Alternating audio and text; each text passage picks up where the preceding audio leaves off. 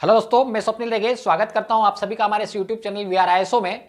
और आज हम बात करेंगे आईएसओ 22000 2018 यानी एफएसएमएस की सीरीज में क्लॉज नंबर 8.2 पीआरपी की। इस वीडियो में आज हम ये जानेंगे कि पीआरपीस बेसिकली क्या है, पीआरपीस को लेकर ये स्टैंडर्ड क्या कहता है, क्या चाहता है, यानी एफएसएमएस पीआरपी को लेकर किसी ऑर्गेनाइजेशन से क्या चाहता है, क्या एक्सपेक्टेशंस उसकी हैं, और इसके अलावा पीआरपीज हसेप से किस तरह से जुड़ती हैं, हसेप के लिए किस तरह एक इंपॉर्टेंट फैक्टर होती है पीआरपीज, इस चीज को भी हम समझेंगे, इस चीज को भी हम डील करेंगे। तो चलिए वीडियो शुरू करते हैं।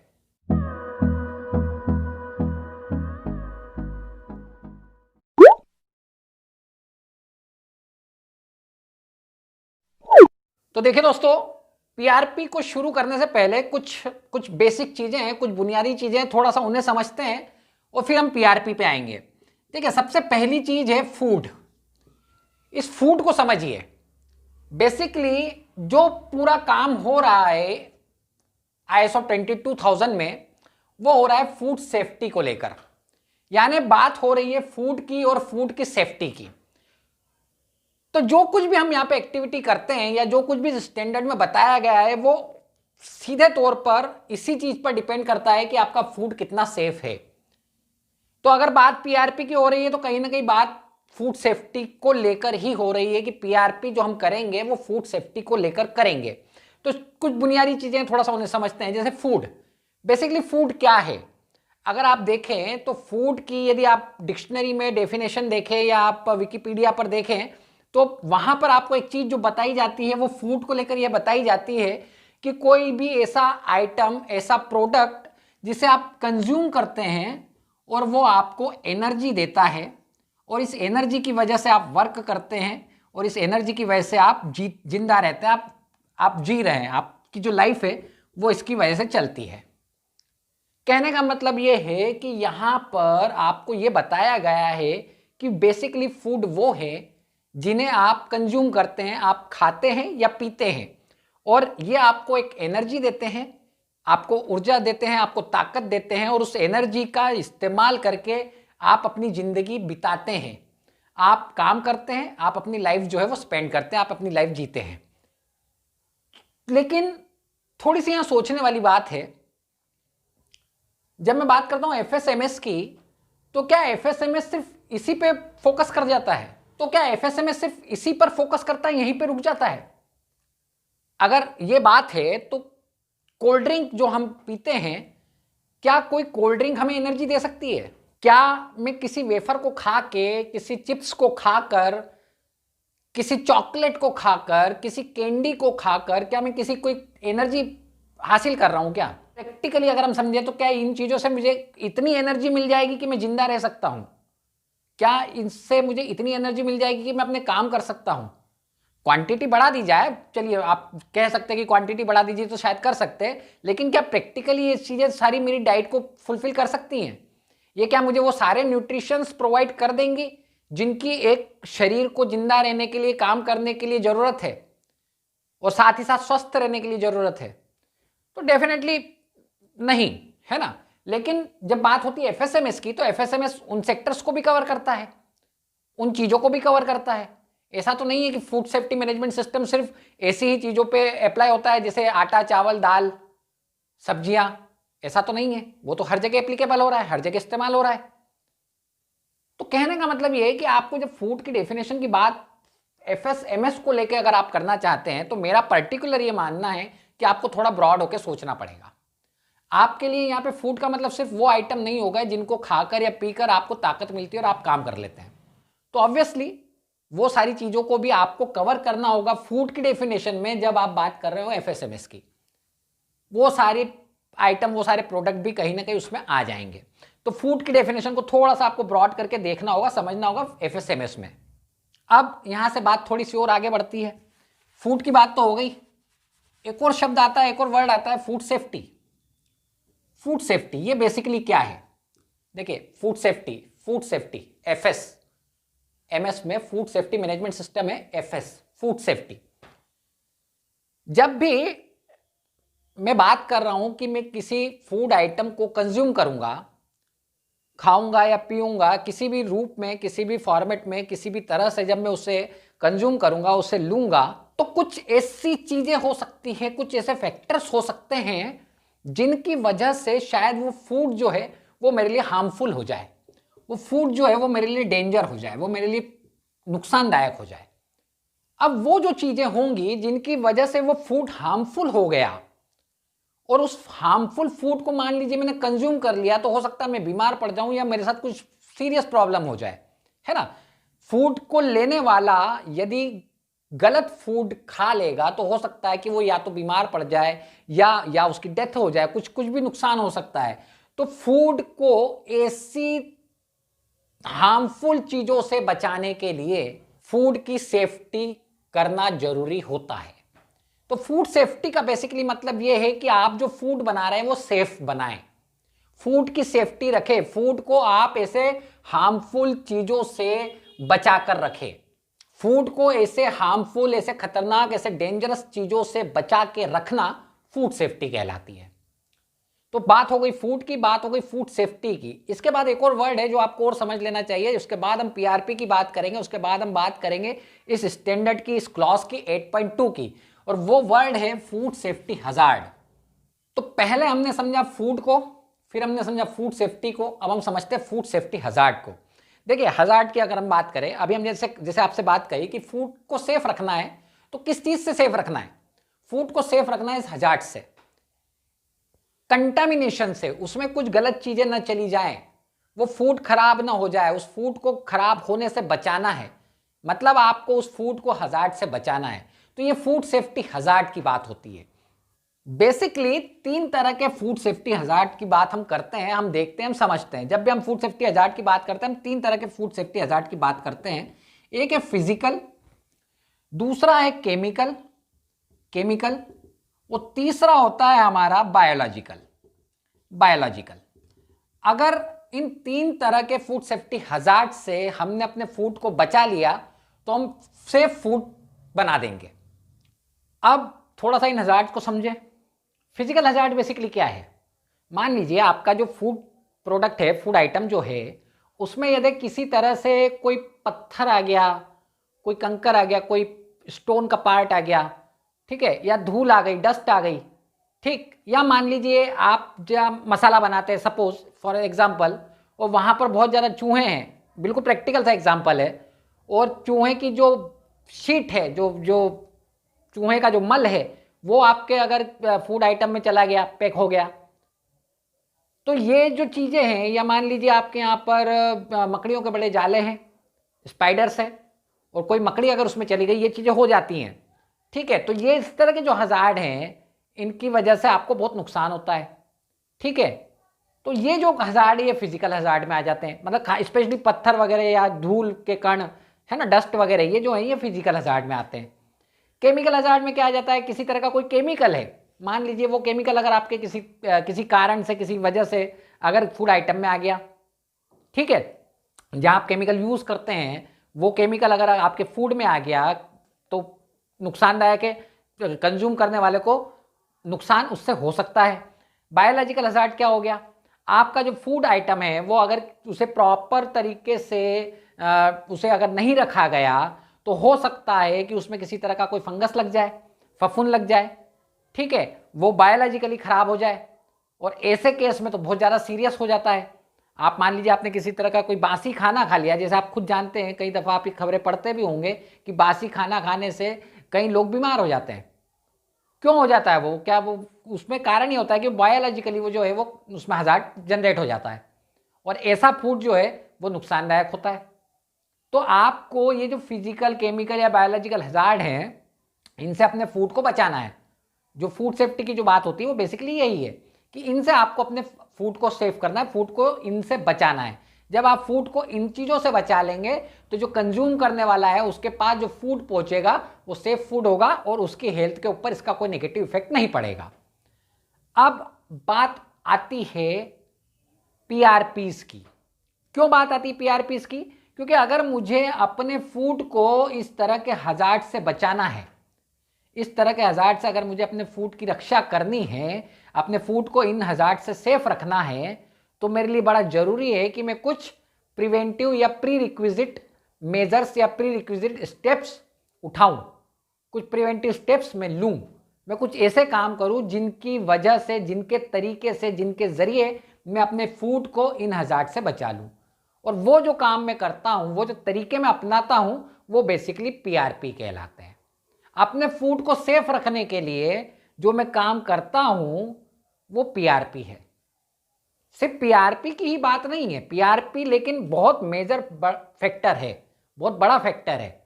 आप हसेप अगर करना चाहते हैं, हसेप जब आप प्लान करते हैं, हसेप को अगर अपने ऑर्गेनाइजेशन में इंप्लीमेंट करना चाहते हैं तो हसेप के पहले आपको पीआरपी करना होता है। अगर आपने अपनी ऑर्गेनाइजेशन में प्रॉपर तरीके से पीआरपी को इंप्लीमेंट किया है, एस्टेब्लिश किया है, तो आप अपनी ऑर्गेनाइजेशन में हसेप को बहुत अच्छे से इंप्लीमेंट कर सकते हैं। तो पीआरपी का होना हसेप के पहले और हसेप के बीच, हसेप के इंप्लीमेंटेशन के पहले और हसेप के इंप्लीमेंटेशन के दरमियान भी बड़ा जरूरी होता है। प्रॉपर पीआरपी का इंप्लीमेंटेशन होना बड़ा जरूरी होता है। तो बात यहां से पीआरपी की निकल के आती है कि बेसिकली पीआरपी क्यों किया जाता है। तो इसलिए, इस वजह से आप पीआरपी करते हैं। और अब हम बात करते हैं एफएसएमएस में जो पीआरपी को लेकर बातें कही गई है उनकी। तो देखिए, क्लॉज है 8.2.1 पीआरपी को लेकर जो बेसिक बातें कहता है। तो देखिए, ये क्लॉज आपसे कहता है कि आप अपनी ऑर्गेनाइजेशन में पीआरपी जो है इन्हें स्टेब्लिश करें, स्टेब्लिश करना है, इंप्लीमेंट करना है, ठीक है। इसके बाद इसे मेंटेन करना है और इसे अपडेट भी करना है। ये क्लॉज 8.2.1 आपसे कहता है कि आप अपनी ऑर्गेनाइजेशन में पीआरपी को स्टेब्लिश करें, इंप्लीमेंट करें, मेंटेन करें और अपडेट करें। अब यहां पे सवाल ये है कि आखिर ये स्टेब्लिश का मतलब क्या है, इंप्लीमेंट का मतलब क्या है, मेंटेन का मतलब क्या है और अपडेट का मतलब क्या है। तो पीआरपी को स्टेब्लिश करने का मतलब ये है कि आपकी जितनी भी पीआरपी की एक्टिविटीज़ है, जो जितने भी प्रोग्राम्स हैं, वो सब आप डिसाइड करें। आपको झाड़ू लगाना है, आपको फर्श साफ करना है, पोछा लगाना है, मकड़ी के जाले आपको साफ करना है, पेस्ट कंट्रोल करना है, आपको टॉयलेट साफ करना है, क्या है आपके पीआरपीज़ में, उन सबको पहले आप डिसाइड करें, तय करें, यानी आपने स्टेब्लिश किया। फिर उन्हें एज इट इज़ जो आपने डिसाइड किया है इम्प्लीमेंट करें, फिर उसे मेंटेन करें, जो डिसाइड आपने किया है फ्रीक्वेंसी वगैरह उसके हिसाब से उसे मेंटेन करें और ज़रूरत पड़ने पे उसे अपडेट करें। तो ये होता है पीआरपी को स्टेब्लिश, इंप्लीमेंट, मेंटेन और अपडेट करना। और ये आपको क्यों करना है? ताकि आप अपनी ऑर्गेनाइजेशन में जो प्रोडक्ट बना रहे हैं और जो प्रोसेस आप कर रहे हैं उनमें कंटामिनेशन को रोक सके या कम कर सके। और कंटामिनेशन क्या था जिसकी अभी हमने बात करी, जिस हजार्ड्स की हमने अभी बात करी, उनसे बचाने के लिए, स्पेशली फिजिकल हजार्ड्स जो होते हैं उनसे बचाने के लिए आप इस काम को करते हैं, ठीक है। दूसरे भी हजार्ड को ये रोकता है, ऐसा नहीं है कि दूसरे हजार्ड को नहीं रोकेगा। अगर मान लीजिए आप अपने ऑर्गेनाइजेशन में पीआरपी में मकड़ी के जालों को साफ करना रखते हैं, तो मकड़ी चली गई तो डेफिनेटली अगर आपके फूड आइटम में चली जाएगी तो वो फिजिकल हजार्ड तो रहेगा नहीं, वो तो कितना नुकसान पहुंचा सकती है। केमिकल हजार्ड भी हो सकता है, बायोलॉजिकल हजार्ड भी हो सकता है, पता नहीं क्या होगा।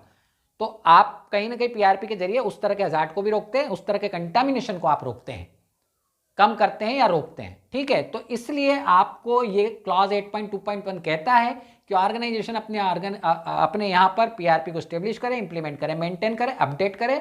क्यों? ताकि प्रोडक्ट और प्रोसेस में कंटामिनेशन को कम किया जा सके, कंटामिनेशन को रोका जा सके। अब बात करेंगे क्लॉज नंबर 8.2.2 की कि वो क्लॉज क्या कहता है।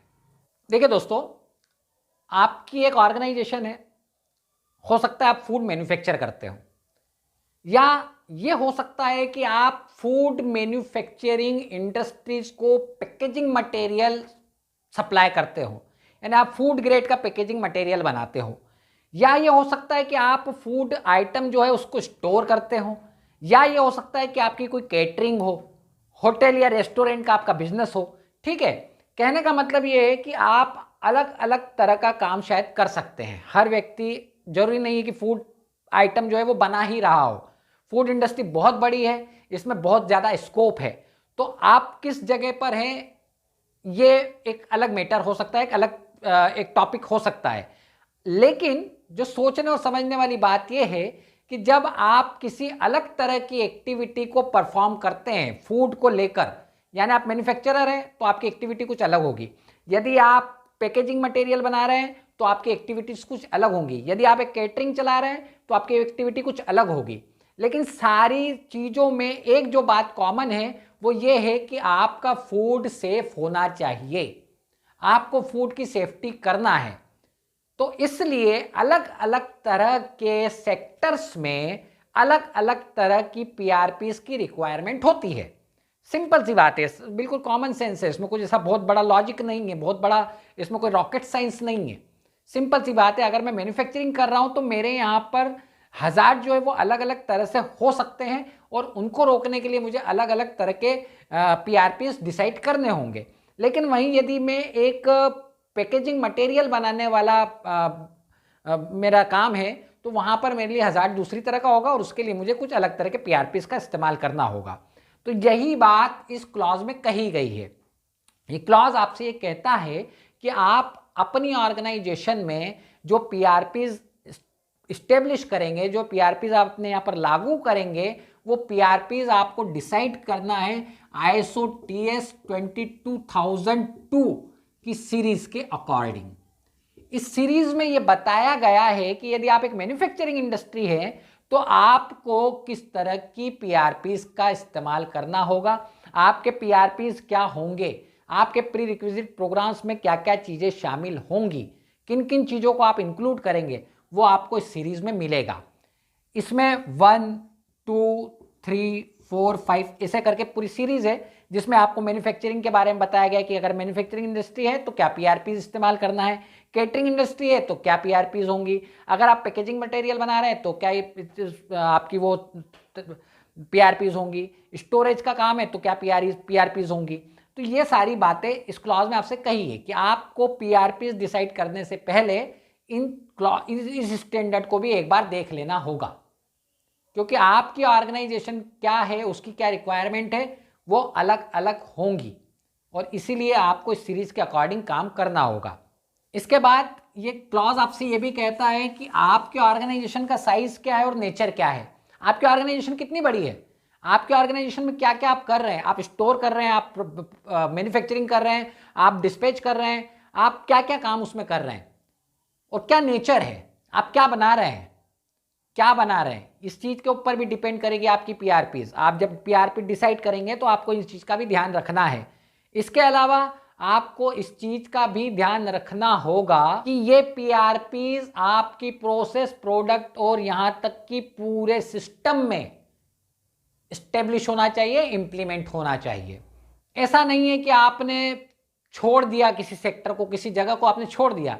मान लीजिए आप रॉ मटेरियल स्टोर करते हैं और आपने स्टोर के एरिया को ही इसमें इंक्लूड नहीं किया, आपने उसे छोड़ दिया, ऐसा आप नहीं करेंगे। आपको हर चीज़ को अपने इस पीआरपी में इंक्लूड करना होगा। ये 3 बातें इस क्लॉज में स्पेशली कही गई हैं। इसके बाद जो अगला क्लॉज आता है वो आता है 8.2.3 और ये क्लॉज आपसे क्या कहता है, अब हम जरा इसकी बात करेंगे। तो देखिए दोस्तों, ये क्लॉज आपसे ये कहता है कि जब भी आप पीआरपी का सिलेक्शन करने वाले हों, जब भी आप पीआरपी का सिलेक्शन करें तो आपको कुछ चीज़ों का ध्यान रखना है। जैसे एक बात तो अभी हमने करी कि आपको ISO TS जो टेक्निकल स्टैंडर्ड है 2002 इसकी सीरीज के अकॉर्डिंग डिसाइड करना है क्या पीआरपीज होंगी आपके यहाँ की। इसके अलावा ये स्टैंडर्ड आपसे ये भी कहता है कि जब आप पीआरपीज का सिलेक्शन कर रहे हैं तो आप और आपके कस्टमर, मतलब कस्टमर और आपके बीच में इस चीज़ को लेकर एक म्यूचुअल अंडरस्टैंडिंग होनी चाहिए। आप दोनों लोग इस चीज़ को डिसाइड कर लें कि हाँ, ये जो पीआरपीज हमने तय करी हैं ये सही है, ये अप्रोप्रिएट हैं और इसे लेकर आप लोगों के बीच में एक म्यूचुअल एग्रीमेंट होना चाहिए या एक अंडरस्टैंडिंग तो एटलीस्ट होनी चाहिए। कल को कहीं ये बात ना हो जाए कि कस्टमर कहे कि आपने जो पीआरपीज करी है ये सही नहीं है, मेरी रिक्वायरमेंट में ये पीआरपी सही नहीं बैठती, ऐसी चीज़ें नहीं आनी चाहिए। तो आपके और कस्टमर के बीच में इस चीज़ को लेकर बातें तय हो जानी चाहिए। इसके अलावा आप जब भी पीआरपीज का सिलेक्शन करें तो आप इस चीज़ का ध्यान रखें कि जो भी स्टैंडर्ड है, जिस स्टैंडर्ड के अकॉर्डिंग आप पीआरपी करने वाला है उसका ध्यान पूरी तरह से रखा गया है।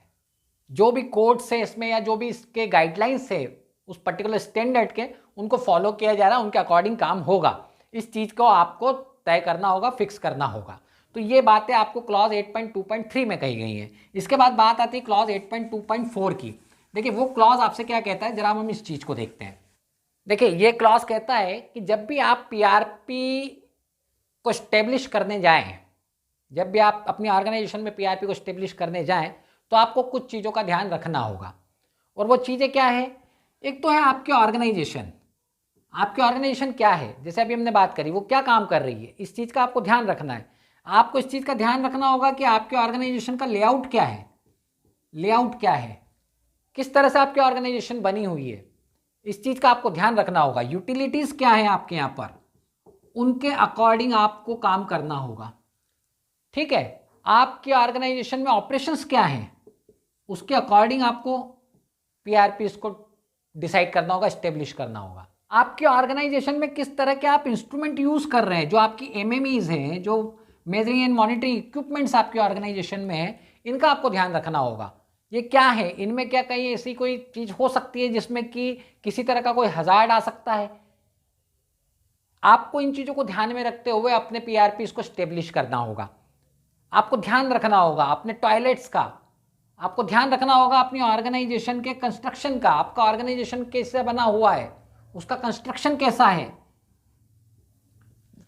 ड्रेनेज सिस्टम कैसा है, एयर का जो वेंटिलेशन सिस्टम है आपके यहाँ पे वो कैसा है, क्या प्रॉपर एयर, प्रॉपर सनलाइट आपके ऑर्गेनाइजेशन में आ सकती है।